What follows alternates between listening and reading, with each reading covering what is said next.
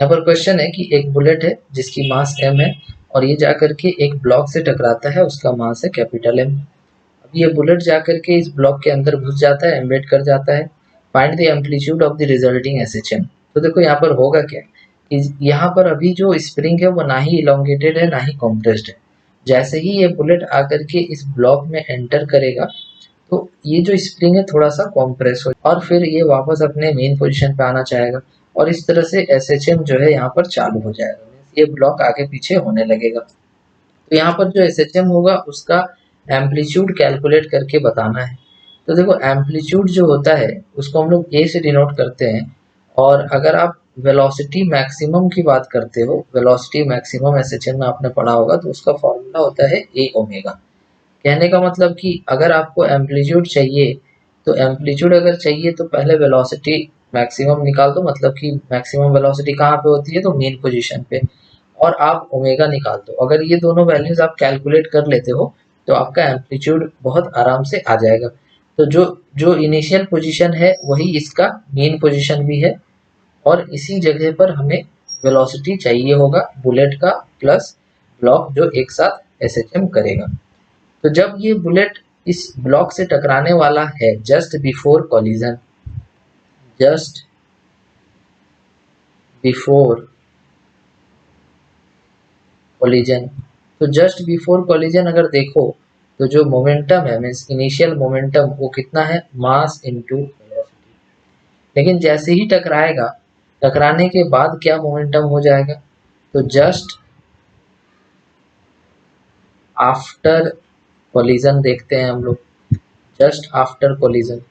तो just after collision जो final momentum हो जाएगा उसमें ब्लॉक और बुलेट दोनों एक साथ चलेगा, इसीलिए हम लोग दोनों का मास इनटू जो वेलोसिटी हो जाएगी वो हमें पता नहीं है, इसीलिए भी ले लिया। क्योंकि यहाँ पर कोई भी एक्सटर्नल फोर्स नहीं है, सारा एक्सटर्नल फोर्स जो है यहाँ पर एब्सेंट है, तो हम लोग यहाँ पर कंजर्वेशन ऑफ मोमेंटम जो है अप्लाई कर देंगे। तो कंजर्वेशन ऑफ मोमेंटम लिखेंगे, अगर कंजर्वेशन ऑफ मोमेंटम अगर यहाँ पर हम लोग लगाते हैं तो फाइनल मोमेंटम को इनिशियल मोमेंटम के बराबर लिख देंगे। तो final momentum is equal to initial momentum. Final momentum हमारा कितना है, तो m plus small m into v, और इनिशियल मोमेंटम है mv0। तो इससे जो है वेलोसिटी आ गया है, वो कितना आ गया है, mv0 divided by m plus m। ये वेलोसिटी जो है हमारा यहाँ पर आ चुका है। अब देखो ये जो वेलोसिटी है ये कहाँ पर है, मेन पोजीशन पे, मतलब कि यही हमारा मैक्सिमम वेलोसिटी भी होगा। एम्पलीट्यूड हमें निकालना है ओमेगा। देखो टाइम पीरियड जब तुमने पढ़ा था, टाइम पीरियड ऑफ ऑसिलेशन क्या पढ़ा था, 2 pi root under m upon k। लेकिन यहाँ पर m की जगह पर तुम्हें दोनों का मास लिखना पड़ेगा, बुलेट और ब्लॉक एक साथ SHM कर रहा है, इसीलिए टाइम पीरियड तुम लिखोगे 2 pi root under m plus m divided by k। और ओमेगा क्या होता है, तो टाइम पीरियड का फॉर्मूला 2 पाई अपॉन ओमेगा ही है, जो कि उस फॉर्म में लिखा गया। मतलब कि ये दोनों इक्वेशन को कंपेयर करो तो आपको दिखिएगा दैट ओमेगा के जगह पर क्या है, तो ओमेगा की जगह पर है root under k by m plus m। तो आपने ओमेगा कैलकुलेट कर लिया, आपने वेलोसिटी भी निकाल लिया।